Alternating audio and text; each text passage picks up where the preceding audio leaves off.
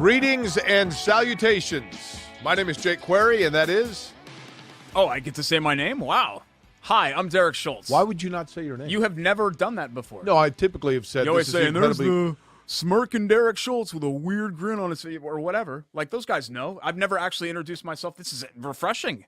Hi, I'm Derek Schultz. Hello. This is the incredibly creatively and appropriately named and charitably award-winning Query and Schultz program on ISC Sports Network. My name is Jake Query. The little fellow to my left is Derek Schultz. And hi, I'm Derek Schultz. Okay. Derek, this is off already to a better start than the Colts in Jacksonville, Oh, right? God. Yeah. You know, usually we have a show where, you know, we structure this, right? And we have, okay, segment 1, we're going to talk about this. Segment 2, then we're going to talk about something different. Segment 3. This essentially is probably going to be mostly, 95% Colts today, right, because there's just a lot to discuss, and none of it has to do with the actual game itself. No one cares. Like, what is there to recap from that performance? Nothing. Flawless kicking. There are no positives. It's all negatives. So now it's just kind of a State of the Union address for where the Colts are here in year 6 for Chris Ballard and year 5 for Frank Reich. Derek, I think it comes down to this, and I know that this is probably oversimplifying it. But if you take Jim Irsay, Chris Ballard, Frank Reich, certainly those three, the upper brass, right? The criticism that they're going to take this week, the disappointment that fans are going to feel, the vitriol that's going to come the way of any of the three of them. All three at some point have done or said things that have put them right in the crosshairs of the criticism and completely justifies any questioning that comes their way. And that's not to say that they're bad people. That's not to say that they're overall bad at their job. That's to say that they have put themselves in position now that they absolutely took the risk and pushed, to use Jim Irsay's term, all chips in a certain area. In Jim Irsay's case, it was a year ago after they lost to Jacksonville. He made the statement that, like, we know what the issue is and we're going to make the changes and, everything's going to be better. And they went back and they probably regressed. In Chris Ballard's case, it was defiantly and arrogantly denying every single thing that people pointed out. Everybody, from your mailman to the lady next door, no matter who it was, said they got to address the receiver position. They got to address the left side protection. And Chris Ballard was the smartest guy in the room every time. No, we don't need to do those things. And boom, they reared their ugly head tenfold. Frank Reich saying that they had their best week in practice and then canceling practice on Friday and an unprecedented move, and then you go out and you lay that kind of an egg. It was humiliating. It was disappointing. It was inexcusable, and they deserve every single bit of criticism they get. But it's in reality, it's 1 week of 17. It is 1 week of 17, Jake, but it just felt different because the main talking point of this offseason was the taste they left in everybody's mouth in week 17 in Jacksonville last year. So for 8 straight months, it was at Jacksonville, at Jacksonville, yep, at Jacksonville, at Jacksonville. They didn't get run at Houston. They didn't get run at Pittsburgh. They didn't get run at Kansas City because this was at Jacksonville and they had that kind of performance. I mean, they served up a bleep sandwich last year, and then 2 games later, guess what's on the menu? You've sworn on this show before about sandwiches. Yeah, well, that is true. So I'm glad not to as see it pertains to you're the Colts. maturing. Yes, well, this is a professional operation that we have here. So I want to make sure that it maintains professional. Because it's Jacksonville, that's the problem. You say, okay, everything's fixed and everything's fine and we're going to get back on track, and you open up the season 0-1-1 against Houston and Jacksonville. It just, people are over it. They don't get an indefinite window to fix this thing. They don't. That's not how the NFL works. Chris Ballard is in year 6. Frank Reich is in year 5. It does not take that long to figure it out. Eric Luck, it does not take that long. Andrew Luck retired without telling him. Yeah, and 3 years ago is an eternity in the NFL. 100% agree. It's not the Pacers. It's not the Pirates.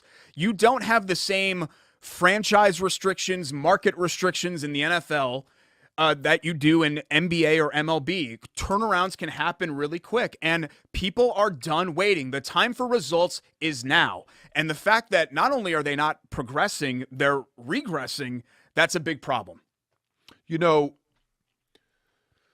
Again, I don't think any of these guys are bad guys. I think Jim Irsay's actually Chuck Pagano wasn't a bad guy, right? I mean, I think Jim Irsay's a good guy. I think he's a fun personality. I think he's generous. I think he has a huge heart. But when you, and I have beaten this horse so often, I almost apologize for it. But I think people are starting to realize now, I mean, it's great that Jim Irsay has all of this money. But people are starting to realize that, like, gosh, it was once we built him this stadium. Peyton Manning really kind of helped build it. But once we as taxpayers built this stadium with this obscene contract to keep Jim Irsay in Indianapolis, he wasn't going anywhere. But that people now, I think, are like, okay, I mean, that's cool, but I now feel like I have an invested part. I'm a shareholder in this team. Yeah. You're not. But people feel that way. And so it's wonderful that Jim Irsay wants to share his wealth by getting up there and singing with John Mellencamp in a Carhartt outfit and, you know, letting people come in and see, like, the last nightgown Janis Joplin wore and stuff like that. That's all cool. But when you do those things, that's your excess. That is showing what the football team is allowing you in terms of your wealth. You need to then show that you are actually still investing time, emotion, and finances into your football team. And when they go out and they lay a complete goose egg at the same place that we were told the repairs were beginning, and they do so with an obscene amount of money still left under the salary cap, then people are naturally going to go, why am I paying all of this money for this? Yeah. Why do I care as a fan when it appears as though they don't? And I know Jim Irsay cares. I do know that. But Chris Ballard, he's got what, 50? I mean, are they going to hang a banner? $55 million under the cap. Great. Yeah. What are we doing here? Two things for Irsay. I think the two most important things to him, honestly. One, he wants to win. Two, he doesn't want to be his dad. But Correct. With the second thing, sometimes you have to kind of say, no, not kumbaya and all this stuff. Remember, like, Frank Reich's locker room speech after the Jacksonville game? Like, I appreciate that Frank Reich is a nice guy and, you know, he has faith and all of that. That was not the time in the locker room to kind of go through and be kumbaya and it's okay, guys, we're going to do it again. You know, we're going to come back next year stronger than ever. That was you rip them apart time. And I think Irsay needs to kind of step in and sometimes do that. It's fine to not be an intrusive owner, but sometimes you kind of have to put your foot down and be like, hey, look, the results have to come now. And we're not even asking for that much, Jake. You know, it's not like the Colts are falling short of contention. I'm not asking the Colts to be the Chiefs. I'm not asking them to be the Rams. I want the Colts to be what Tennessee's been the last 2 years. How hard is that? How hard is it to win this god-awful division? How hard is it to go 10-7? Is that difficult? Like, it doesn't seem very difficult, not with this roster. That's supposedly great. Derek, if you had to pick one person to pin the blame on, and again, it's 1 week. Yeah. In totality, it's 1 week, but it does show, it is showing a trend, right? If you had to pick one person, who do you pick? It's so hard to do because this is a organizational failure, what we saw on Sunday. It was everybody that was to blame. You know, pick one. Like, Grover Stewart wasn't to blame. Grover Stewart had a nice game. That's He's it. a good player. That's literally it. That everybody else was Grover terrible. related to Elmo? I think they're just buddies. I don't think anyone is actually related. Bert and Ernie are married, but I don't think anybody else is actually, like, related by blood on Sesame Street. Did you just break news here? I thought that was like everyone knows that. No, right? they're just buddies. I don't know. They sleep in the same room together. I mean, I know we did that at the Howard Johnsons in San Antonio. No, but, I slept on the floor, but yeah. But Grover and Elmo, though, they're like the same species. Well, they're monsters. Yeah. I don't think they're But monsters. Cookie is a monster too. But that doesn't mean the Cookie's related to them. But I think Elmo's like the nephew of Grover. I'll Wikipedia right? after today. We have like far more pressing issues to get to on the show today, so we're going to talk about that instead of the Sesame Street like familial tree or whatever.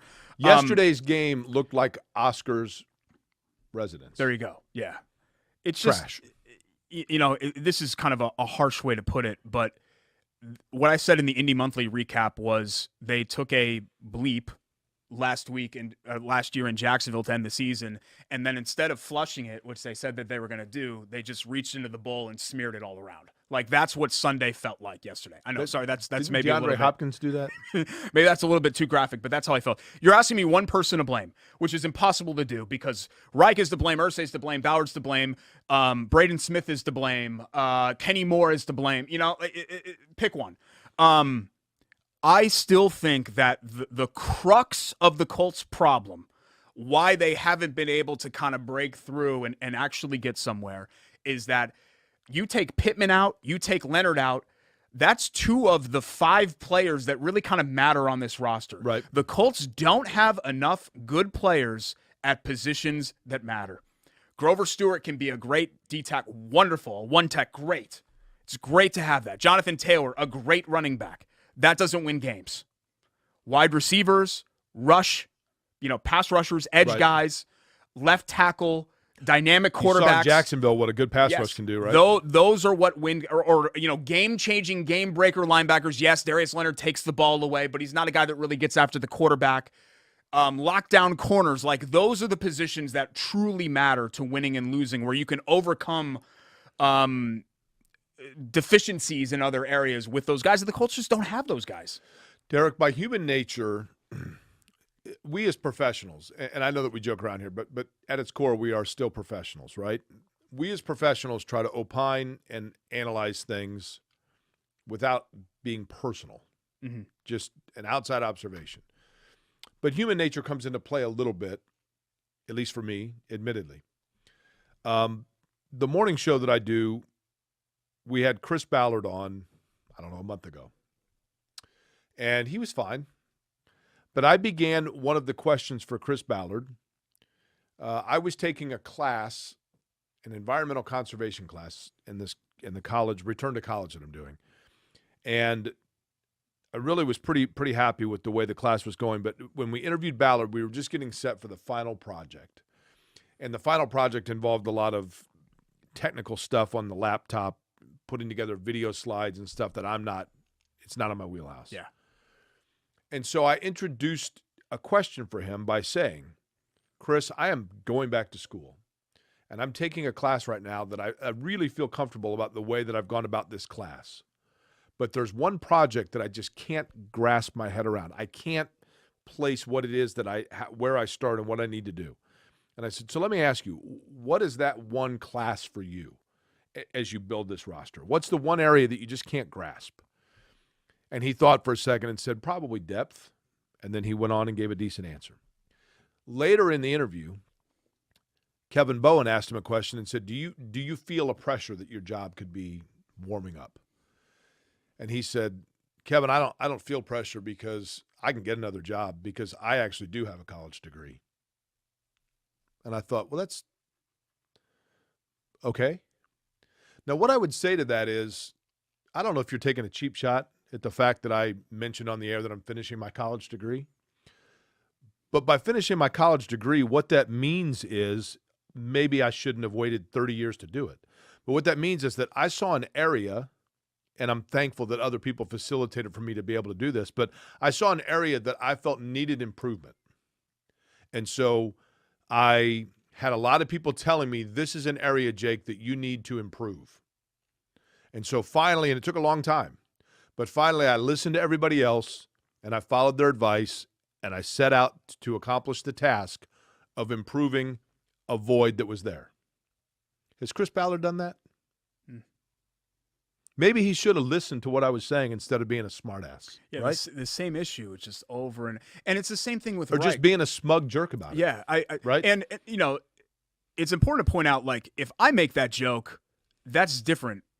You and I are best friends, so that's different. Okay. But you have that sometimes in life where, like, somebody made a joke one time about Grover, Elmo. Yeah. Bert Both and Ernie. monsters, little brother. Bert and Ernie. We're not married. Is what it is. According basically. to you. But we have love for each other. Okay. And we've slept in the same room at a Hojo's. I just think that when you talk about, relationships with people and people that make jokes and, guys bust chops, right? Right. But you and Chris Ballard don't know each other like that. Correct. For him to, even if he's trying to be cute and kind of make that joke. I don't think he was. I think he was being smug. But Reich, it's the same thing with Reich too. And look, I'll admit it. I think, you talk about our job.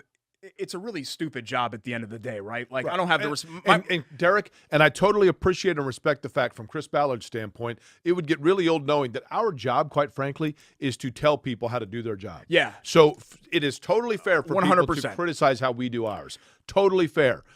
My only thing is, it is very easy for Chris Ballard, who I think is a good general manager, and I think a good person by all account.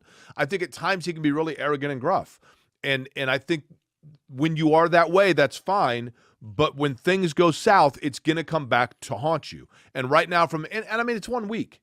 But from a fan base standpoint, there's going to be a backlash because people are going to be like, man, this guy had all the answers. Like, what's going on here? But to me, the biggest thing is it's easy to sit there and say from the throne of a general manager's office, and I respect the fact he is a general manager of an NFL team. There's a lot that goes into that, getting to that position, and kudos to him for that.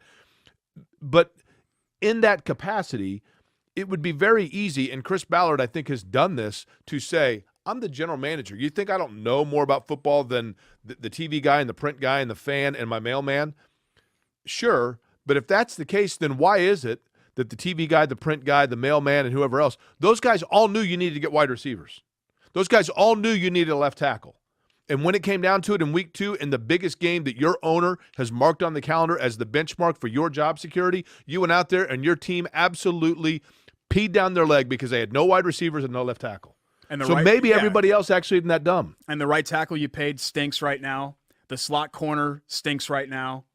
The center that you paid stinks right now. I mean, there are a lot of issues that the Colts have beyond just wide receiver and left tackle. But, kind of what I was going to say when it comes to not only the job and all of that, but it's important to admit when you're wrong. And this was a blind spot for him. Wide receiver's been a blind spot for Ballard for his entire career, and he's wrong. And everyone knew it but him. And maybe, Jake, I'll admit I'm a Frank Reich apologist. I'm in the tank for Frank Reich. Maybe I was wrong. I mean, that's what really was the revelation for me after that Jacksonville game was that, and I told Rakestraw this, the people that were holding out hope that this was the right brain trust, I was one of them.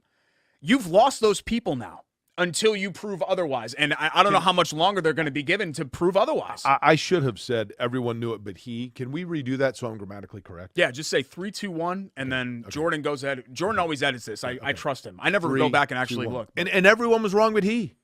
Yeah. Okay, that worked, right? There you go. Perfect. Yeah. The other side of this, Derek, is this. It's a long year. Yeah. They come back and they beat Kansas City, which I think they might. It would be a very Colts thing to do, wouldn't it, to win totally. that game? It would be a very NFL thing to do. If they turn around and beat Kansas City, parade on Monument Circle. People in this town will be like, you know what? We were wrong. You're a genius. Keep going with it. Mike Strawn's the guy. And I was impressed that Matt Pryor himself actually sacked Matt Ryan on one play. That was impressive. Yeah, like, great. It's a great stat. I mean, go for it, right? It was great. I think they have the year to get this right. Some people have said, is there going to be an in-season move? No. I don't think Irsay is going to do that. Now, if things really got bad. I don't think they're going to. I think they have talent. I agree with Greg. Again, I'm talking about another conversation I had off air with Greg Rakestraw. I agree with Greg that if things went really south, I think the person that would be the in-season change would be Reich. But it's still, and I said this after the Houston game, Jake, I think those two are linked. The people on Twitter that want to make it all about Ballard or all about Reich, I think those two are linked. Attached at the hip. We've heard this before, yes, right? Because, look, it's year 6 and year 5, and this is way too long for Chris Ballard to have gotten this right. And we could talk about bad luck and all this. Here's a great example of where he got it wrong. Alec Pierce injured, right? Michael Pittman injured. It's year 4 for Paris Campbell. Alex Pierce, according to that's Jim right. Irsay. It's year 4 for Paris Campbell, right? Here it is. Show us what you can do. He had a pass interference late in the game. 2 targets. That was the first time I knew he was in the game. None catches. 0. 0. None. Nunca. Nothing. Nunca? I think nunca is actually never in Spanish, but whatever. You get it. Like, it's nunca ever going to happen for Paris Campbell. Like, that's kind of where we are right now. I said it earlier this morning. The Colts out of Ohio State drafted Paris, France, and now that he's here, it's Paris, Illinois. Yeah, it's just, and again, it's just waiting. Like, we've been waiting. Okay, I'm willing to wait for Paris Campbell. I was willing to wait for Ben Banigou and Kamoko Toure and all these other guys. And you wait and you wait and you wait, and it just never happens. I wait for Frank Reich's teams to not be uninspired and undisciplined, and I wait, and then it just keeps happening over and over again. And enough. Colts fans are done with this. The time for results has to be now. Yes. Didn't you go through Twitter? I think everyone is out right now. Until you bring them back in, everyone is out. But if they turn around and they beat Kansas City, everybody's back in. Everyone is out right now. You have to bring them back in. But the time for waiting and excuses and jet engine press conferences are over. 11 o'clock Sunday, everybody's going to be out there tailgating, and it's going to be life's going to be great. There'll be cacti blowing through touchdown town. I bet you that there were cacti. I know it's a season opener. It's the Chiefs, so maybe some Kansas City fans fill it, but I bet you there are noticeable gaps of open seats. Touchdown town in Jacksonville was Shutout Villa, right? I saw somebody that I met, one of the big Colts super fans, Colts Caveman, really nice guy with his wife. I met him at the 500, had his beard blue, and he flew down to Jacksonville with her for the game. Can you imagine being a fan and flying down and spending money? You could get a football. And that's what you get? You get a signed football after the game from Jim Russell.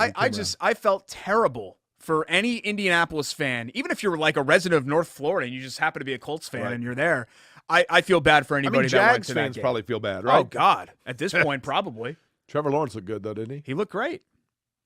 He had all day. Jags look great. And that's a better team than they were last year. They are. That's a better team, but still, there's no excuse. I mean, maybe it's more like this, but they're, Jacksonville, they have some pieces. It's a snail's pace. And Peterson, I think, is a very good head coach. He is. I love the fact that he went for it for the knockout blow. He could have kicked that field goal and gone up 20-0. He's like, you know what? Let's grind him into the dust here. And that's exactly what they did. What do we have to get to today? Other than talking about a big ball state. I mean, more Colts stuff, obviously. We'll talk about our NFL Week 2 State. Chirp. takeaways. We've got college football coming up, a disheartening loss for Purdue, snatching defeat from the jaws of victory. Indiana's 3-0. Notre Dame gets an important win. We've got plenty of other things to get to here. And our Lou Malnati's Who's Cooking? We'll have that for you next. It's Corey and Schultz, ISC Sports Network.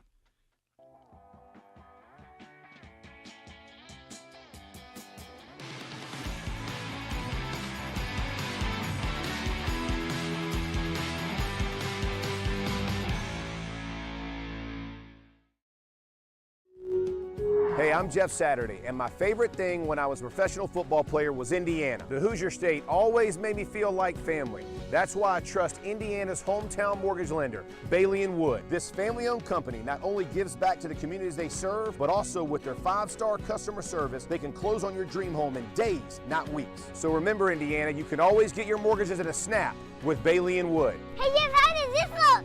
Yay! Not bad, bud, but let's stick to mortgages. Other universities didn't fit into my life. They said I'd have to quit my job to go to school. They said it would take me 4 years to graduate. They said I have to take tests when they tell me to. They said my degree would cost a fortune. But I didn't have to listen to them. Because I have a university that listens to me. Tests on your time, courses on your time, graduate on your time. WGU, the University of You. Rolling right along on this Colts Recap Monday. Do you know the most, by the way, Derek, you know what today is? Yes, unfortunately I do. What's that? If you are a longtime listener of Corey and Schultz, you might know that there is a date in September which I used to call out sick for, actually, which I really regret. Not calling out sick. That was actually the best decision in the world, but I really regret ever doing the first show that we did it because it became a thing. But I understand that today is National Talk Like a Pirate Day. Is it really? Yeah. Oh, I thought it was. I was just going to mention that it was the. Don't act like you didn't know that. I was going to say it's the day after Kelly Mallon and Michelle Cohen's birthday. Yeah. And you, I didn't know. You knew that it was National Talk Like a Pirate Day. So you used to call in for that? Yeah. Was it because you were sick? Yeah, no, both of my grandparents, both sets of grandparents passed away by 2003. So my grandpa Archie, for his funeral on National Talk Like a Pirate Day, that was like 15 years after. I was like 17 years old at his funeral. So yeah, that was a lie. Okay. Yeah, I got bereavement leave though. I don't know. Should I admit that? Is that fraud? I'm not sure. It's our old company, right? Or not? Yeah. Is that company still around? Technically, I think it's kind of like the Colts season. It's clinically alive, but it feels like it's dead. Their legal department now is out of Louisville, so you're okay, right? Well, that's a big problem. Let's talk about our friends at Lou Malnati's. Love Lou Malnati's. We have our remote coming up October 6th, Thursday Night Football. Colts in Denver. Hopefully the Colts turn it around by then, and we're able to have like a happy conversation about the Colts. But at the Broad Ripple location, so right there in Midtown. October 6th, Corey and Schultz live from Lou Malnati's. And a delicious menu. We missed out on our buddy lunch date. Jake wasn't returning my text, so we're going to try to make that happen before the remote. Make that happen before the remote. But the Lou pie, which we talked about, the wings, just the traditional, world-famous, deep dish style Lou Malnati's pie, delicious. Order.loumalnati's.com. Derek, I'm driving the Australians. My friends from Australia that I met a couple years ago to Pacer game, Michael and Marcus, they're coming into town a week from today, and we've got a whole thing set up, and then I'm driving them to Chicago. And one of the things that forever people drove to Chicago just to go to Lou Malnati's, because when you're talking about Chicago-style deep dish pizza, the butter crust, the tomatoes this big, the cheese that is absolutely spectacular, and literally like a sauce that just like melts in your mouth, and then you throw in wings, but committed to the community, helping out for animals and different charities throughout Indianapolis, and just immediately becoming entrenched right here in the community is what Lou Malnati's has done, right, with multiple Central Indiana locations. So we might have to actually hit Lou Malnati's in Chicago, but on Monday, hit it here in Indy as well. Yeah, absolutely. I'll come with you because I know Michael. Highly unlikely. I know Michael. Michael was a fan of the show, so. He is a fan of the show. I'm happy. Big Al. Happy to meet. I'm happy to sign anything that he – well, I limit it to one item. I'll do 2 for Michael. No personalized greetings, but I'll do that for him. Okay. Well, him and his son, so I'll sign 4 times. I usually charge for that, but yeah, I'll make a difference for friends here. Order.loumalnati's.com for Indy area locations. Say that again. Order.loumalnati's.com. Look, this is supposed to be like a standout performer for the Colts.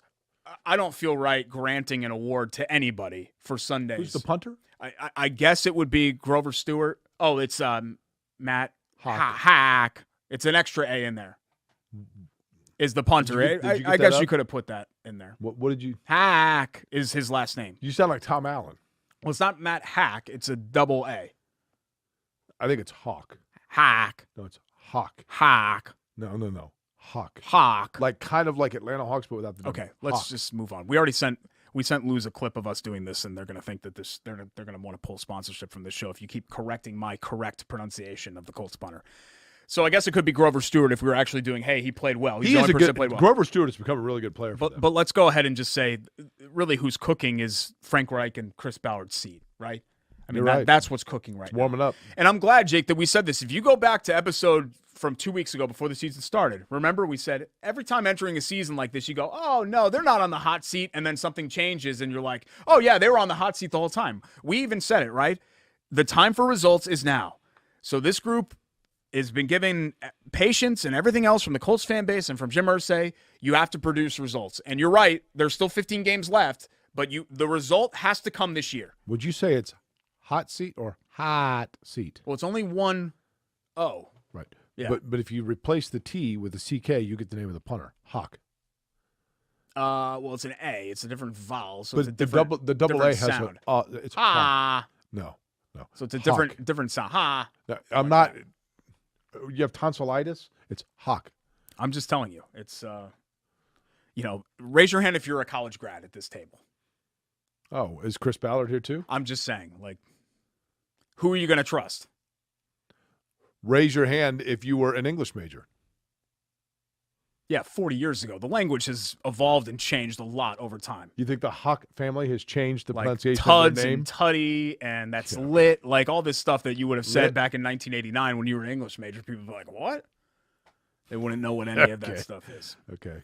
Let's talk some college football. We'll fit that in along with the NFL stuff. Indiana, I don't worry about for style points. Just win. It's about the most uninspiring 3-0 start that they've ever had, but every win is precious, right? I think Western Kentucky is decent, though. I mean, honestly, like that's one of the best offenses in the nation. I realize that you're not talking Big Ten level, but to get down, I mean, you could make the argument that Indiana put themselves in position to have to come back, and that's their own fault. But still, they had to show some resolve to come back and win that game, right? Yeah. I don't know. It's hard about for to me. get real for them. Yeah, it's kind of hard for this is like Tom Allen's sixth season, seventh season.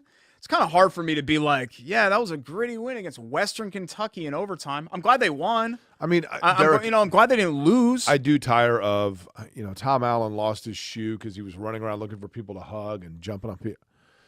At some point, you got to start acting like it, right? All I'm hoping for is that Indiana gets within shouting distance of bowl eligibility this year. Like if Indiana could get a 5-7 season, it depends on how the games play out, right, and all of that, and how competitive they are. But I think I'd actually be okay with that, considering what happened to them last year. What Indiana needs to do is get back to that 5 to 7 win range, because I think that's right. The sweet spot for expectations for Derek, them. I think it was Mike Byron was telling me, he's like, look, this is going to pan out as you would expect. They're going to start out 3-0. They're going to muddle their way through the Big Ten and maybe beat Maryland and Rutgers, and then they're going to go into the bucket game needing to win a bucket game in order to become bowl eligible. Feels Rinse like and repeat. At Nebraska in 2 weeks could be a game that kind of hinges on, okay, if you get that one. If they lose to Nebraska. If you start 4-1. If Indiana loses to Nebraska, like you name something I need to do. There's no way you go and lose at Nebraska, right? You would hope that they're checked out at this point. Terrible. Yeah. You'd hope that they're checked out. Terrible. But from a talent standpoint, their talent, they have talent. That's the whole problem with the Frost era, is that they have talent they never won. The big N on the side of their helmet is actually representative of how much interest Nebraska now has in the year. None. Yeah. They're done. Yeah.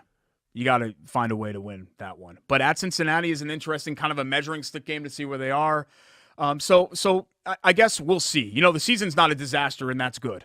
The fact that they're 3-0 is 3-0 is 3-0. So we'll see where Indiana goes from here. Purdue, meanwhile, a lot of the same mistakes for Frank Reich. I think Frank Reich and Jeff Brom, to me, are related in a lot of different ways. They have the same kind of aggressive mindset. They're offensive, right? Offensively in tune. Their teams make the dumbest mistakes at the worst possible times. That game against Syracuse was won. They had won the game. 51 seconds left. You score the game-winning, what you think is going to be the game-winning tide. Not one. Touchdown, right? 2 unsportsmanlike penalties. I don't think have you ever seen a team kick off from their 10-yard line? Have you ever seen that in your life? I didn't even know you could do that. What do they start saying? Half the distance to the goal? It's crazy to me. You give them a short field, and then you commit 2 more penalties on third downs in the ensuing drive. 4 penalties while you're trying to hold on to a 4-point lead. It's just an excruciating way. And they had a blocked extra point. They missed a short field goal. O'Connell had a pick 6. Just add it onto the pile of mistakes. Purdue should be 3-0. At the very least, they should be 2-1, and they're 1-2. And so this season that you thought was going to be a step forward for them, it looks like it's going to be a step back. Do you know if you're at the 10 and you get that penalty and you're in Giant Stadium, do you know what they call that? What's that? Half a distance to the goal line. Oh, because the rumor that he's buried under there. New York Football Giants 2-0, by the way. I wish I still cared. I don't. Yeah, they beat the Panthers. Does that count? Purdue, it's the same thing, and you can see that this had the potential to be even a special season. Things would have had to break right for them to go 10-2, right? I'm not saying that I was expecting that, but that was on the table, I thought. And now, if Purdue gets to 9-4, that'd be amazing. Purdue and Syracuse is probably a coin flip game. Syracuse is probably the Purdue of the ACC. But now you've lost both your coin flip games. Correct. You had it in hand, and it gets away from you. Yeah. Purdue's whole season is always coin flip games. Iowa's a coin flip game. Penn State was a coin flip game. Syracuse was a coin flip game. Minnesota is a coin flip game. But if you keep flipping tails on that, you need to have a couple of heads on there. Tails never fails. You need to have a couple of heads on there, and so far they've flipped always tails go with twice. tails because the head is above the coin. It's a little heavier on that side. So as it rotates, it's more likely that weights down and then lands that way. Yeah, that's not at all scientifically accurate. Oh, I think it is. No. How about Ball State, by the way? Chirp, chirp. Cards getting in the win column, getting their first win of the year. They beat Murray State.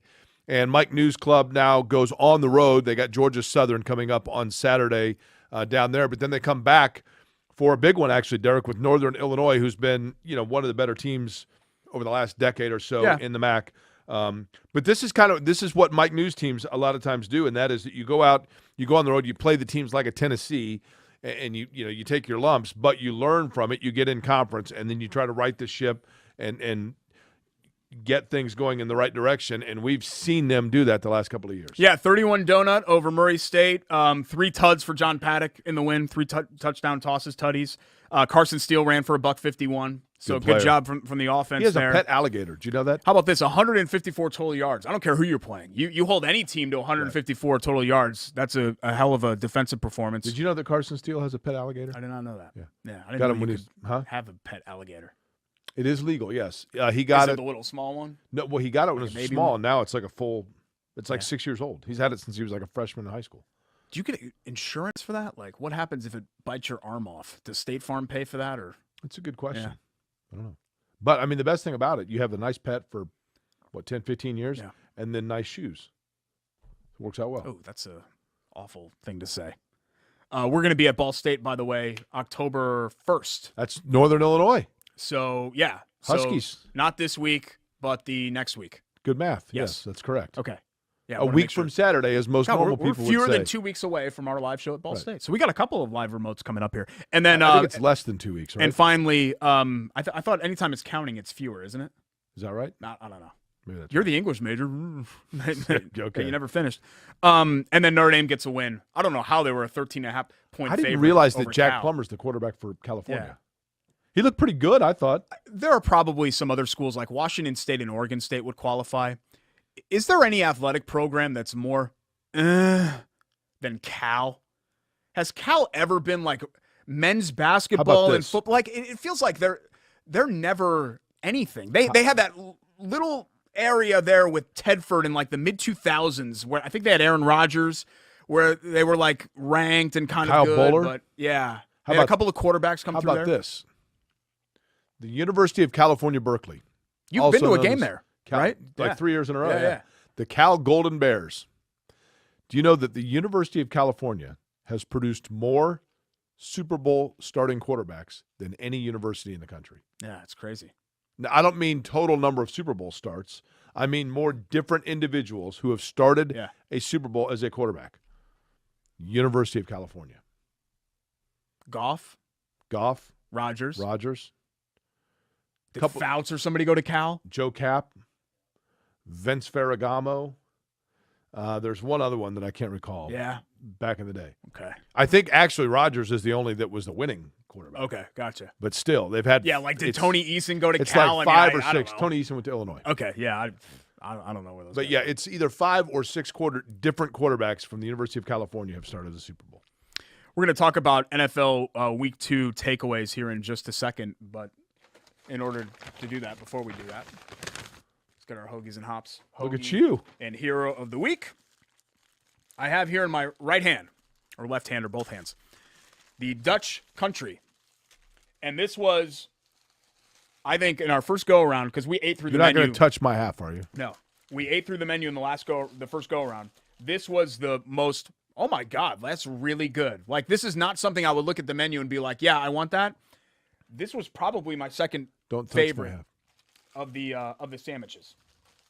So what we've got Sandwiches. here is seltzers, Thank you. bologna. Mm-hmm. And you think to yourself, bologna, what? It's like smoky and really delicious. It's the best bologna that you've ever had before. Munster cheese, really underrated cheese for a sandwich. Your favorite Munster? Whole grain beer Is it mustard. Eddie or Grandpa? No, it's probably the didn't the girl have like the pigtails? Yeah. Kind of all creepy? No, that was Adam's family. Who is the Frankenstein dude? That's Herman Munster. No. The actual Frankenstein dude that had the pegs in him. That's Herman Munster. Okay, now I don't know. I don't think I know what we're talking about. Then he went on to become in an amazing turnaround. Herman Munster actually got himself educated, got a law degree, and then became the judge in My Cousin Benny. Great. Lettuce, tomato, as well on this bad boy. It's delicious. Oh, it's got the spicy mustard, right? Really good. When I do my little dance, that's how you know it's good. Okay. When I do my dance. 42nd and Boulevard, hoagiesandhops.com, catering as well. Christina makes these amazing trays. Check them out if you're down there in Midtown, or just drive in like our buddy Darren and other people have done. Hero of the week. Wonderful. This is a guy that I've kind of wrote off, but now he has no excuse to fail because of the weapons around him. He has an embarrassment of riches, especially at wide receiver with Hill and with Waddle. But how about Tua? How about it, man? 4 fourth-quarter tuds, 6 total. So you have a 6-tud game. That's pretty impressive. And the Dolphins are 2-0. Mike Wood's Dolphins, 2-0 on the year. Can you say his last name? Tagovailoa. I think that's right. Tua Tagovailoa. Yep. Listen, and credit to Tua also because when the game was on the line and Miami kind of had their back against the wall, they came down, they answered, and they closed on what was it, like a 35-10 run or something? Yeah. I mean, they were down really, 21, I think, at one point. Yeah, so 24. And Derek, look, Miami, when it came down to it, and Tua, there was question: is he the guy? Is he not the guy? And they said, let's just go ahead and let's push all in and get him weapons. And this is what you get, right? Yeah, and they did it. 36 yards? Yeah. And he's, utilizing the skills where he is really good. Like, we talk so much about Tua's shortcomings. He's Reb Porter's favorite player. But his strengths are NFL elite-level strengths and accuracy and all of that. So I think that there is something there to build on. He was less of a ready-made product than some of these other guys that have come in, but maybe we were wrong. Maybe there is something there with Tua, and it certainly helps having the receivers that he has. But congratulations to Mike Wood of Bailey & Wood Financial Group, biggest Dolphins fan I know. And I think we called the Dolphins the lamest franchise in major professional sports last year. So now that seems unfair. I'm going to send him this clip. So now we can say, hey, Mike, congratulations to the Fish for being 2-0. And good for Miami and good for Tua, our hero of the week. It was pretty cool for the Bailey & Wood golf outing that he got Mark Clayton and Mark Duper. Yeah, it's pretty awesome. Yeah.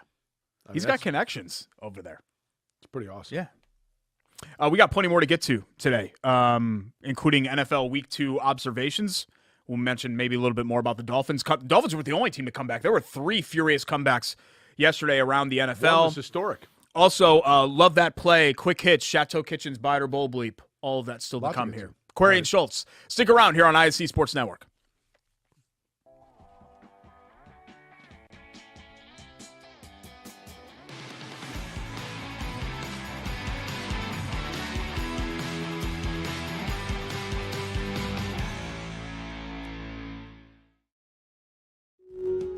Hey, I'm Jeff Saturday, and my favorite thing when I was a professional football player was Indiana. The Hoosier State always made me feel like family. That's why I trust Indiana's hometown mortgage lender, Bailey & Wood. This family-owned company not only gives back to the communities they serve, but also with their 5-star customer service, they can close on your dream home in days, not weeks. So remember, Indiana, you can always get your mortgages at a snap with Bailey & Wood. Hey, Jeff, how does this look? Yay! Not bad, bud, but let's stick to mortgages. McCulling in time. Oh, no! It's good. This one is good. There you go. Wow, Dawson makes a great catch. Spin, win, 3, bury it for Leland Walker. Tie the game they do with the dunk by Malik Edmonds. What a play. Oh, my goodness. I feel a little momentum starting to fall Ellen's way. That in the Wrestler! Wrestler! Whoa! Derek, I always get a little bit curious with the NFL. It probably takes the first quarter of the season before you start to separate, like, is this team good? Yeah. Is this team not? Mottman sent me a text yesterday that said the Super Bowl, the Detroit Lions look like a Super Bowl team. How about those Lions? Are they going to be good? I agree with you. Tony Dungy, some of Tony Dungy's stuff was a little like eye roll cliche, whatever. Not to the Pagano level, but I just say, okay, whatever. But one thing that he did that I really subscribed to was that he broke every season into quarters. Yep. So first quarter here, we want to go 3-1. We want to go, if we're 2-2 here, that's okay. If we have to go 4-0 here. And that's kind of how I look at it with teams where through the first quarter, okay, now I have enough of a sample size to at least start to formulate an opinion of who this team is. But you're right. There's a lot of fool's gold out there. Like Cincinnati is clearly better than an 0-2 team, but they're 0-2. The Giants are clearly worse than a 2-0 team, but they're 2-0. So you have to kind of sift through all of that. How bad have things gotten for Carolina? Baker Mayfield looks totally lost. Yeah, I mean, he just is who he is. Like, we keep doing this with quarterbacks where you keep thinking, okay, a change of scenery, and he's going to be fine. And sometimes they just stink. Like Sam Darnold just stinks. Like there's nothing else to say. He's not a good quarterback. Baker Mayfield has been given every opportunity to succeed. He hasn't taken them. Right. He's not a good quarterback. Mayfield is more passable than Darnold. Mayfield is at least a below average star. I don't even know if, Darnold's like Jimmy Clausen. Who would you say defines in the NFL today? Who defines average quarterback? Not great, not terrible. I think Goff is that. I think if I was making a list of the like a team that you're not going to lose with so long as you don't make mistakes, but he's not going to single-handedly win you a game. Garoppolo? Yeah, Garoppolo's right there too. If I was ranking the quarterbacks 1 through 32, I feel like Goff and Garoppolo would be 15, 16, 17, somewhere in that range. So I think that's the perfect example. A lot of people say, well, Kirk Cousins actually has a fastball. He doesn't use it all the time, right. But Kirk Cousins can be good. Like I think Kirk Cousins, he's grossly overpaid, but he is a good quarterback. Jalen Hurts? See, Hurts has to even prove that he's just a guy there. Yeah. So we're going. See, I disagree. I think Goff is a little more talented than that. Yeah. The year that Goff went to the Super Bowl with the Rams, I mean, there was until the Super Bowl when he suddenly couldn't read like checks, right? But that year they were like a pinball machine. And I mean, I still say poor Jared Goff, Derek. He went from being the starting quarterback of the Los Angeles Rams as a California native, taking his team to the Super Bowl, to the Lions starter. Yeah.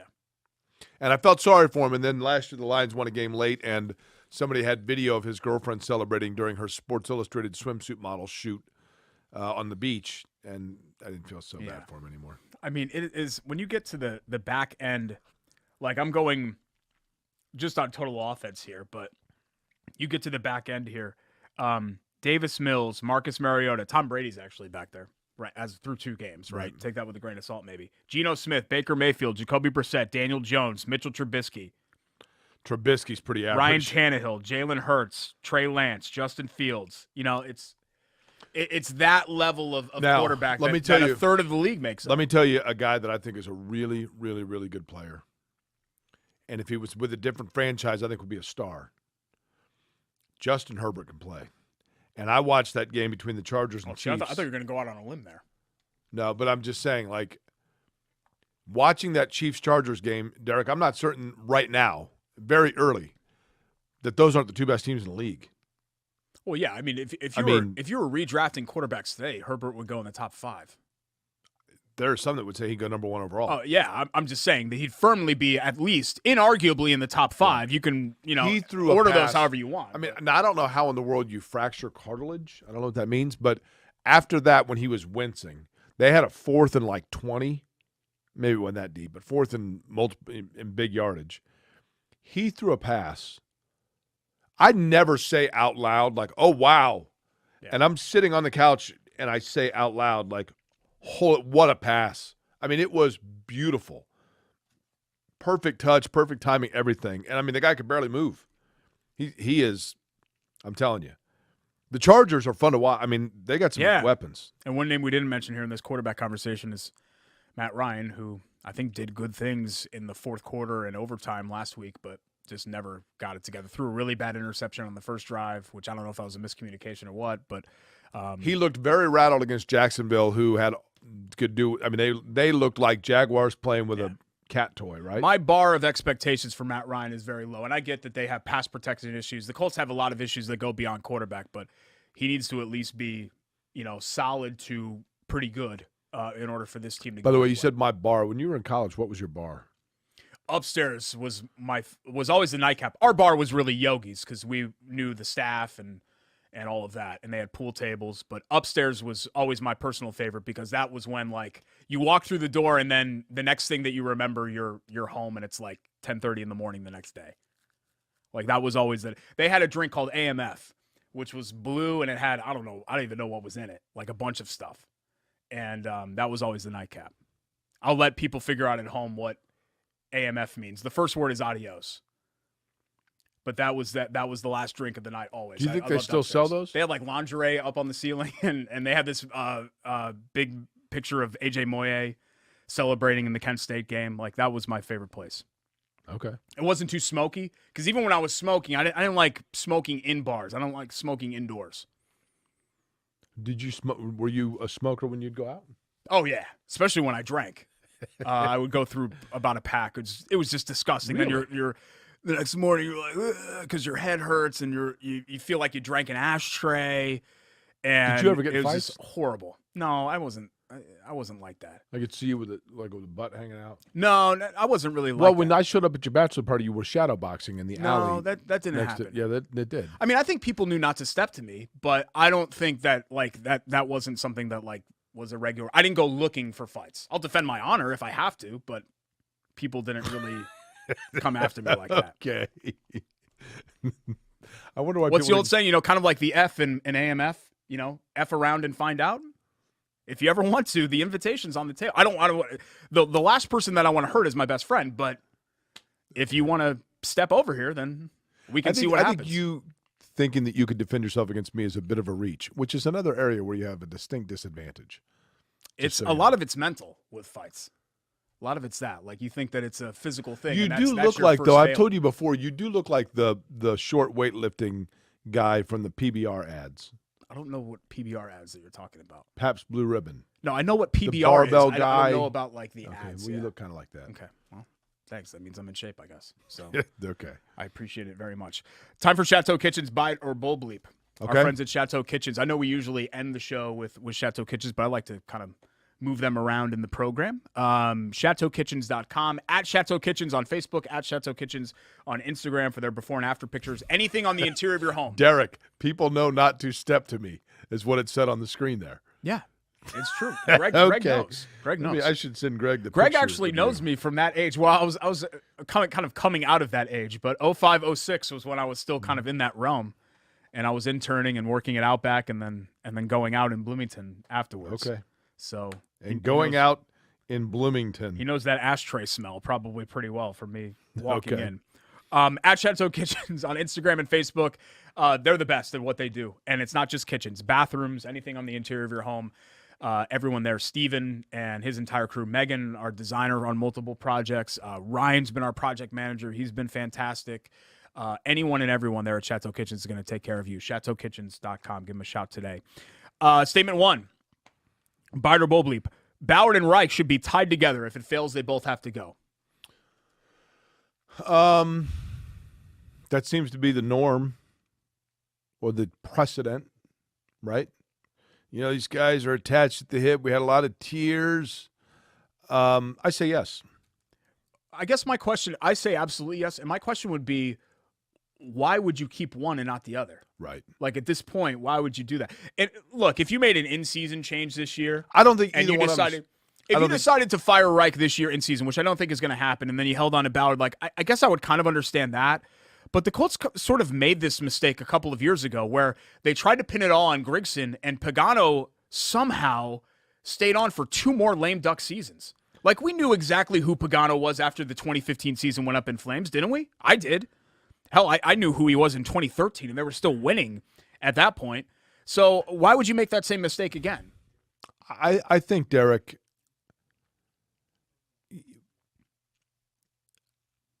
it's interesting. Not often can you look at it and say there's blame to go 50-50.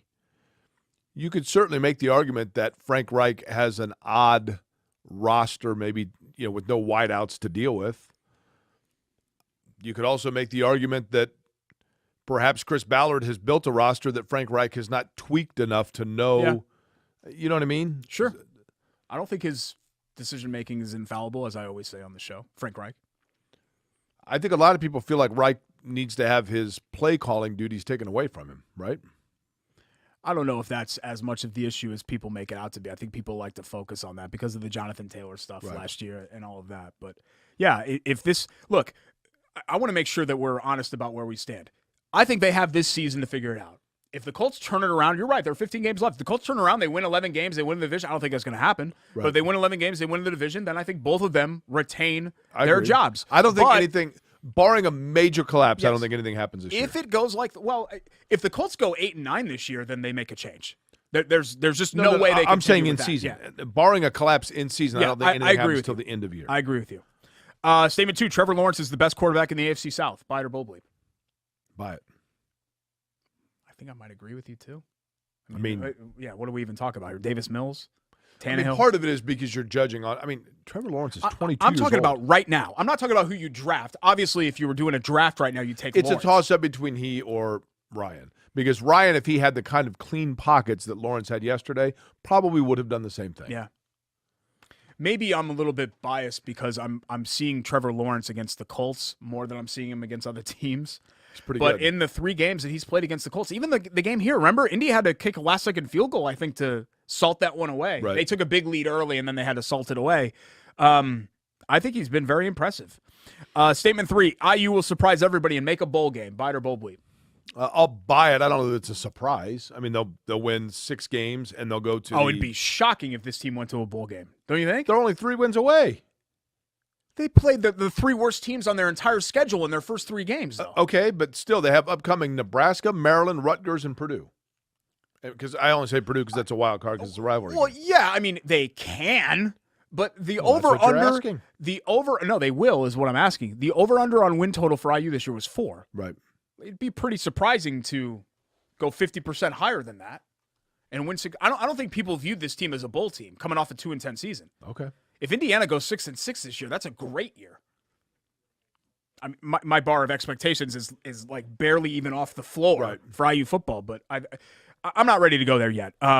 Indiana has to beat somebody who I'm not expecting them to beat. Understood. Either a coin flip game or, so far they've had a coin flip game against Illinois and they've had 2 essentially patsies. I get Western Kentucky is better than some. Right. Idaho's terrible. They're going to have to surprise first. Nebraska, something like Idaho's the Vandals. Are they like Marauders? Isn't that a great mascot? It is. Yeah. What exactly is a Vandal? I always thought of a Vandal being somebody that vandalizes stuff. Yeah, a bunch of high school kids and a stop sign. He's not in it to enrich himself, but just in it to like wreak havoc. Right? I think that's right. Like, I'm going to burn down your house. I don't want anything. I'm not going to take your TV or your wallet or your rings. I just want to burn down your house. So I think Vandal's like a marauder. Yeah. Right? Well, but marauders are like pirates, aren't they? Where they loot. By land. Okay, but they loot. I think that's right. Okay. Do Vandals loot? loot? Today's Talk Like a Pirate Day. I know. Have we looked up Vandals? Hey, Vandal. are you talking about the marauders? Vandal definition. Let's look it up real quick just to be one who absolutely vandalizes. Sure. A person who deliberately destroys or damages public or private property. Yeah, so I'm right. So he's not in it for himself. He's not in it to steal. He just wants to watch the world burn. Like, let's do it. Can you imagine if Idaho won the national title on something? That'd be crazy. Everybody's the mascot. Yeah. Why are you flipping over that car? I'm a mascot. I'm the vandal. Burning couches. This is what they're gonna do. A couple more features to get to. All right. Coming up here later on in the show, and our quick hits as well comes your way next. It's Corey and Schultz, ISC Sports Network.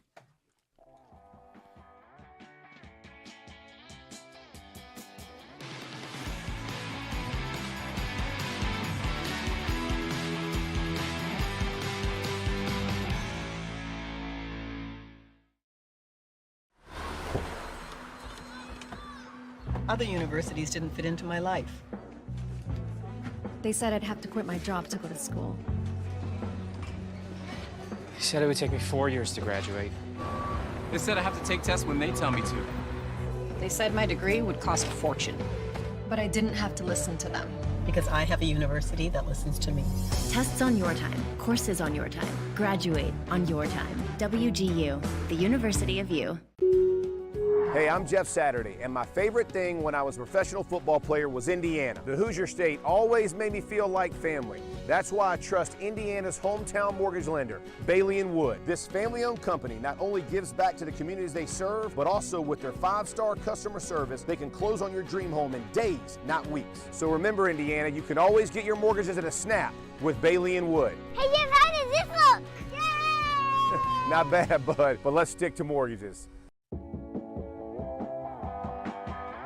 Welcome back, Corey and Schultz. Rolling along here, episode 103, alongside Jay Query, who's taking a potty break. I'm Derek Schultz. Thanks so much for joining us. We're brought to you by Bailey & Wood Financial Group. We had mentioned Mike earlier in the show because his Dolphins are 2-0 for the first time, and it feels like a long time. I don't know. They might have started 2-0 one of these other seasons. I'm not sure, but the Dolphins seem to constantly churn out like these 7, 8, 9-win seasons and never really get anywhere. And maybe this is a team that gets somewhere. But I can tell you this, you're definitely going to get somewhere with Mike Wood and his team at Bailey and Wood. If you're looking to refi, I'm back. Or if you're trying to get the home approval for a loan, you have to call our friends at Bailey and Wood Financial Group, 855-350-HOME, BAWFG.com. 14 Indiana branch locations and 5-star customer service with Mike and his team at Bailey and Wood. Nothing says local business more than a business of people committed to helping people stay in the community and giving back to the community. And, man, I'll tell you what, you get around Bailey and Wood and you see the connections they have with their customer base and the people that come out for the golf outing and the people that are benefiting from the charity they're doing. Truly is, honestly, Derek. It's a great honor to know that they partnered with us to be able to sponsor us and that, they work with us because of the great work they do. Yeah, Mike's got a big heart, and totally. that shows in every single thing that they do. So. I mean, look at the charity of the fact that he roots for the Dolphins. Yeah, that too. 855. They're 2-0, Jake. I was just talking about how nice of a start of the season, then you completely nuked it. Derek, 2-0. Yeah, fine. 2-0. That can be their slogan here going on and out from now on. I guess you can't go 2-0 every week. Reich wants to go 1-0 every week. But they're 0-1-1. Right. So far, so not good as far as that's concerned. Let's get to our quick hits. Trey Lance's breakout season broke out. Gonna have to wait. Yeah, broken ankle, dunzo. So Jimmy G is going to be their guy for the rest of the way. He guided them to a going away win over the Seahawks, 27-7. And look, no one questions that Garoppolo is fine as an NFL starter. It's just he's limited. Hey, smarter than Niners to hold on to him, though, right? I guess, even though I think they just kind of did by default. They couldn't find anybody to take him. That whole thing, credit Garoppolo. He's making a lot of money. But credit Garoppolo, I guess, for sort of staying in the right mental place. Right. Because you're right. They essentially said goodbye to him like 3 different times. Right. And here he is. Oh, okay, here's Jimmy again. And now he's restarting. And they expect to win. I mean, this is a team that people are expecting to contend. And so now, I don't know. It's a weird situation. The Garoppolo's back to being QB1 of that squad. No surprise, Herm Edwards is out as Arizona State head coach. Oh, they did get rid of him. I didn't. Yeah, well, they lost to Eastern Michigan over the weekend. And you play to win the game. It's very interesting. You maybe know this better than I do because you were in TV, so you guys were down on the field. Did you ever catch a conversation between like a coach coming off the field and a player or a coach and a GM? Not really. I mean, okay, well, I'm like 95% sure that as Herm Edwards, some local TV station in, I don't know, Tempe, Phoenix, whatever it was, captured Herm Edwards coming off the field, and there's the athletic director and the school president, and it sure looked like they told him right there, hey, Herm, we've made the decision, we're moving on. It looked like he got fired on the field. Not because he reacted angrily, but it was almost like this, okay, and like tapping him on the back and stuff like that. Like, I can't read lips, so I don't know what they were saying. It looked like he got fired on the field. To me is interesting because I don't know if maybe this is just age bias because they were like competitive during my high school years. Arizona State to me has always felt like a top 15 or 20 college football program.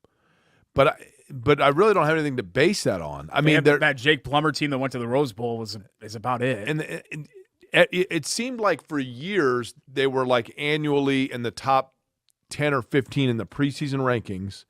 They're like Notre Dame of the Sun. And then by like week 6, you're like, what happened to them? You know what I mean? I think we just have a warped sense because we don't pay attention really to the Pac-10, Pac-12 teams. Sure. So we have a warped sense of what they are. But Herm had just a couple of 8-win seasons, and then they had a big – Antonio Pierce, remember he used to play linebacker for the Giants? Yeah. He had like this text thread during COVID, and there was no there was a no contact period. They had all these recruiting violations. They've got some major NCAA stuff coming. Plus, they lost to Eastern Michigan. It's year 5. So they just decided, hey, this is it. Do you like Sparky? It's a great mascot, isn't it? Yeah. It is. It's basically like Super Mario Brothers in a devil suit. Well, I told you one time I love the Arizona State Sparky mascot, and I was wearing it at a gas station, and this little 72-pound liver spot came up to me and pointed touched my sternum and said, "You need to find yourself the Lord." because I had on a Sunday. Oh, we thought you were like into some like a Satan satanic stuff. work. Wow, Yeah. No, So I went home and put this on is my, just a crappy Pac-12 team, sir. I said, listen, I'd like to talk to you more about this, but I'm going to a G.G. Allen tribute concert. So I I've mean, got to all those teams, like, Washington with Penix now, they look like Yeah. but Washington, Arizona State, Cal, like UCLA, like UCLA's why playing does in front of like UCLA 5,000 stink? people all of a sudden. How is it possible that I UCLA know. can stink? It's fair. Who wouldn't want to go there? Right. You're right. It just doesn't make sense to me why some of those schools just can never kind of get out of their own way. Finally, quick hit number 3, Aaron Judge, 58 and 59 against Milwaukee. Let me ask you this, Derek. If he gets 61, the Roger Maris mark that Mark McGuire broke was such a revered mark. And, at the time it was broken, it was 37 years old. Hell, we're almost 2/3 of the way that now from that mark to now. Yeah. Obviously, other players broke the 61 mark. Sosa did it. Bonds did it. I did maybe. That's it, I think. Is that it? That Yeah. hit 60. I don't think anybody got over 61 outside of that. But if Judge does it, does it become almost as revered because he is a Yankee? I think it matters that he's a Yankee breaking it was originally the all-time record, Ruth, Yankee, season record, Maris, Yankee, Judge. Yeah, I do think that, and maybe I'm biased because I'm a Yankee fan, but I do think that has And I don't relevance know to people. this. Was Aaron Judge, when he arrived, when he got to the majors, was he like a can't-miss top-flight product? He broke through at 25. He was 25 years old when he broke through, and then he hit like 51 homers or whatever in 2017. right. We're like, who is this guy? He's huge. He should be playing football. What is he doing? But it's a special season. I mean, he has an outside chance at the Triple Crown. He's batting .315. Right. So I don't think that's going to happen, but he's 20 ahead of Kyle Schwarber. He's an for the next MVP home run. candidate for sure, right? The argument is because Ohtani has been a pitcher too. How do you not give it to Ohtani? But I think it's such a special season. Major League Baseball has always been about the counting stats.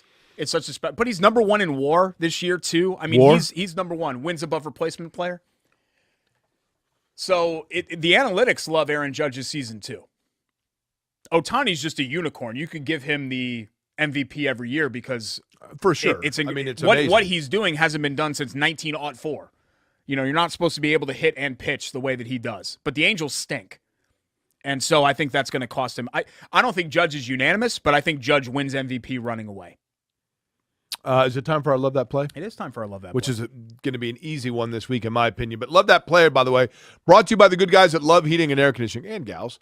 Love Heating and Air has been around since, what did we say, Derek? 1920? Over 100 years now? They just celebrated their 100th anniversary 2 years says right ago. there, that family was owned and that operated was since 1920. 2020. Thanks for reading along. So, yes, 1920. Yeah, okay, Yep. it says it Just right came behind up with that you. off Just the top look of my over your head. shoulder. You're welcome. Love Heating and Air, been around since 1920 here in Central Indiana, 4th-generation family business. And how do you last that long? It's very simple. You've got a great knowledge of your product, great product in general, and a commitment to customer service, which is what you get from Love Heating and Air. I've known these guys my whole life.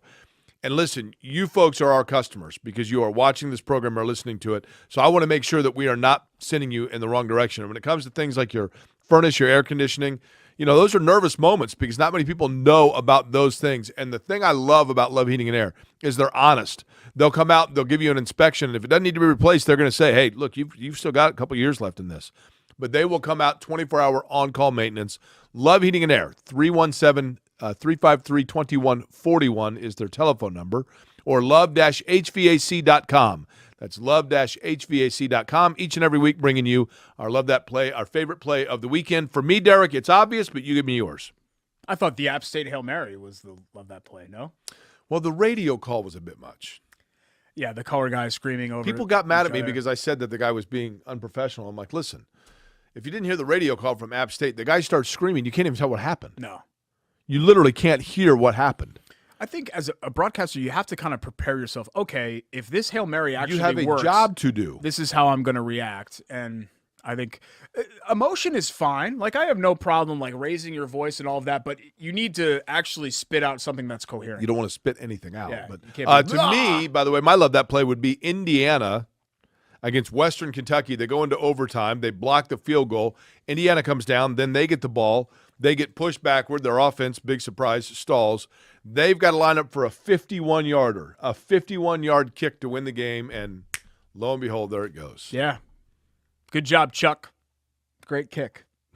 Colts should have signed him right after that. That's right. I don't know what the rules are, but they He didn't look should have enough signed him like right you. after that. And then he has a girlfriend that's a red stepper.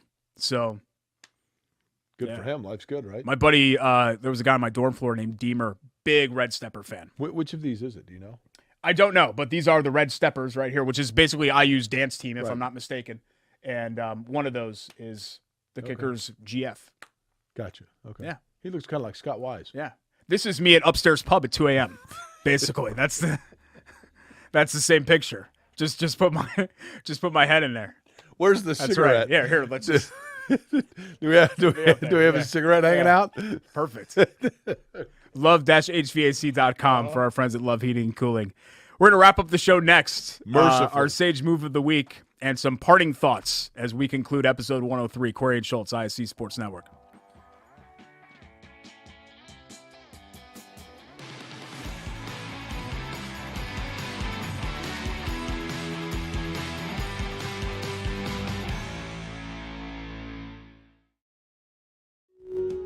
Hey, I'm Jeff Saturday, and my favorite thing when I was a professional football player was Indiana. The Hoosier State always made me feel like family. That's why I trust Indiana's hometown mortgage lender, Bailey & Wood. This family-owned company not only gives back to the communities they serve, but also with their 5-star customer service, they can close on your dream home in days, not weeks. So remember, Indiana, you can always get your mortgages at a snap with Bailey & Wood. Hey, Jeff, how does this look?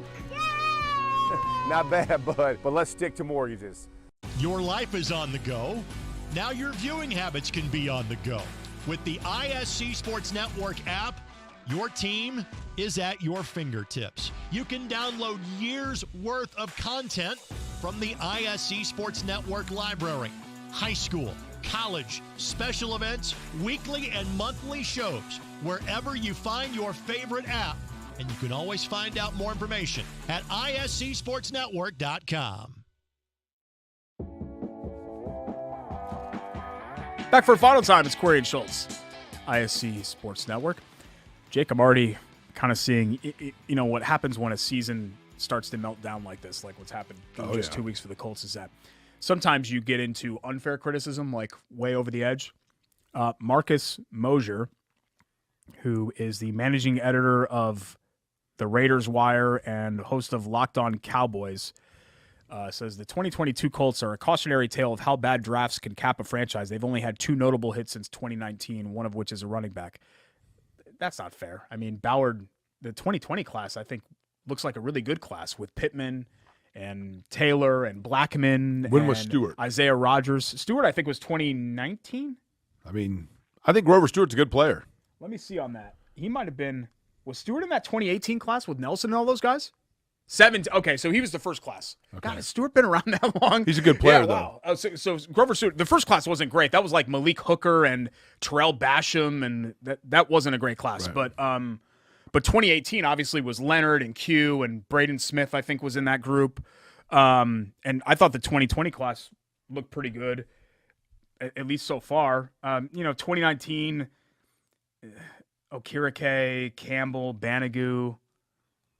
Yeah, that second round has not aged very well. Rocky Sin is a nice, okay player, but he's gone now. But again, it's not like the Colts are drafting 10th, right? Every one of those years. So yeah, I think if you had to critique Chris Ballard, it would not be in his talent assessment. It would be in recognizing and understanding and selecting talent is part of the job. The other part of it is figuring out the jigsaw puzzle of how they work together. And I think that's where, so far, he has fallen a little short. Yeah, I think the Colts have talent. They just don't have enough talent at the positions that really matter. Right. That's really fair. kind of the bottom line for him. But again, now you're going to get these takes like Frank Reich can't coach at all. Well, I don't think that's true. Yeah, let's not jump to conclusions, right? Like, and it was actually kind of the same thing. People piled on Ryan Grigson. The 2012 class was good. It wasn't all bad. Chuck Pagano was well liked.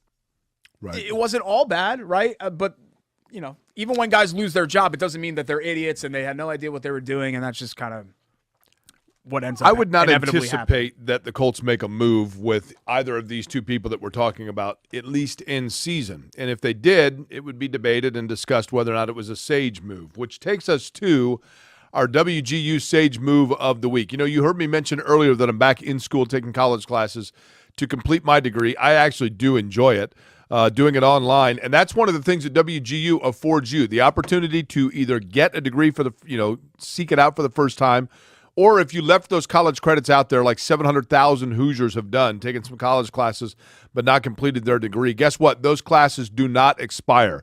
The credits are still there, and you can finish your degree at WGU Indiana. Also, job certifications, WGU, excellent for that. WGU.edu/Indiana is the place where you can go online and find out how to either continue or restart or start for the first time your education to make those dreams possible. It would be a sage move if you did that, because ambition never rests. And that brings us to our WGU Indiana Sage Move of the Week. Derek? Champion was crowned over the weekend. Congratulations to the Las Vegas Aces. That's right. Your WNBA champion. Becky Hammond, right? Becky Hammond, year one, the first ever rookie head coach outside of the inaugural year, obviously the WNBA, to win a WNBA title. So, she was coach of the year, right? Yep, 16 years as a player. I think nice watch. 8 years. That might be an IWC. 8 years, I think, on the bench with Pop and the Spurs, and was sort of talked about for NBA coaching jobs. Did not get one. She gets a WNBA job and wins the title right away. And I like what she had to say about it. She said, look, if my name was Brian and I played 16 years in the NBA, I would have been hired and fired already a few times as an NBA coach. And she's right. Clearly she knows what she's doing. If her name was Brian Hammond, she'd be on the Golf Network, right? Or that, yeah. Wasn't there I'm thinking of Brian Winters. Was there an Orlando Magic head coach? Right. Okay, yeah, that was, and then he coached in the WNBA too, right? Fever, yeah. Okay. Now, so there has been Bill Laimbeer. I'm going to ask a really NBA, dumb question here, and I'm a little embarrassed to ask this. I believe this is correct. Is Las Vegas's WNBA team an expansion or a moved franchise? They were Tulsa, I think, right? Is that what right? they were? So they were Detroit. I think it was Detroit, Tulsa, Vegas. Is that right? I like how we're looking. My cousin, by the way, Beja Query, served as an intern in promotions for the Las Vegas Aces last year, but still. Not the championship year, but nonetheless. No, they were San Antonio. Okay. So San Antonio Stars or Silver Stars or whatever they were moved to Vegas. Okay. So I knew they weren't an expansion team, but I didn't remember Would you want to live in Vegas? No. Really? No. Okay. Yeah, couldn't do it. Because isn't it like the land of subdivisions? And you don't live out on the Strip, and then every house looks exactly the same and all that. Like I don't want that. That's probably true. Yeah, I'm sure there's fun stuff to do. You find fun things to do, but I like people come to visit. You go to the Strip. I like an area and a neighborhood that has character, and I don't think that Vegas has. Would you have been a fan of the show clubs there? I was never really into that. No. Okay. I always felt kind of uncomfortable at those places, if we're being totally honest. Okay. Yeah, but in Connecticut, it was only 18 for the full on, yeah. And they would put your beer on ice. You could bring your own beer to there was a place in New Haven called the Catwalk. And on Tuesday nights, you seem familiar with. Tuesday nights, $20, T-shirt and a dance, and they put your beer on ice. Okay. So yeah, I had a buddy when we were in. I'm not going to say any names. After college, I had a buddy that moved to Cleveland. He was the first of my buddies to move elsewhere. We all went to Cleveland to go visit him. We're out in the flats. We see that there's a gentleman's club. Mm-hmm. And we're like, hey, I'll use pseudonyms here. Sam, we'll say was his name. Hey, Sam, have you ever been to this club? Oh, like once when I first moved here 6 months ago. Okay, well, we should go. Like, we're all 21 now. Let's go in. So we go into this club and sit down, and every dancer in the place comes over. Hey, Sammy, where you been, baby? Yeah. Only been once, guys, I swear. Yeah, sure. Like, you sure? Yeah. Sure you don't know anybody in town here? Hey, Sam, we got your electric bill and your magazine subscription. Here you go. Yeah. It just has never been my – to each their own. It's never been my cup of tea. I watched the Colts-Bears Super Bowl at Brad's Brass Flamingo. That's right. Your buddy won a TV. And my roommate won a color TV, which they were advertising. We got a raffle for a color TV. I'm like, even in 2007, you're saying to yourself, color TV? Like, what year is it? But they had a prime rib dinner. It was $5. It was good. Yeah. Okay. And I watched the Colts. Okay. Mm-hmm. One of the dancers was in the way of Devin Hester's kickoff. I was like, you move out of the way. I want to see what's happening here. I'm here to watch the game. Okay. Sorry, we got to end the show. So let's go ahead and end the show. You went to a strip club and you were there to watch the game. Yeah. I let Chris pick. You pay to watch the game. I guess I shouldn't say his first name, but yeah, I paid. My roommate picked, and that's what. Do you have a special guest coming in next week? Yes. Yeah. Do you know yet who it is? I do know who it is. Okay. Yeah. I'm not going to tell you yet. That's a surprise. I'll reveal that on Twitter. So Jake is out next week. We'll have a special guest host in here. Taking a personal here. day next week. It's going to be fun. Thanks to our great sponsors, Lou Malnati's Pizzeria and the Lou Malnati's Studio, WGU Indiana, Bailey & Wood Financial Group, the presenting sponsor of the show, Hoagies and Hops, Chateau Kitchens, Love Heating and Cooling. WGU Indiana. I got WGU. You did? I think I got everybody. You sure? Ball State. Our friends at Chirp Chirp at Ball State. That's right. We'll see you next week. Episode 104. Query and Schultz. See you next time. Bye.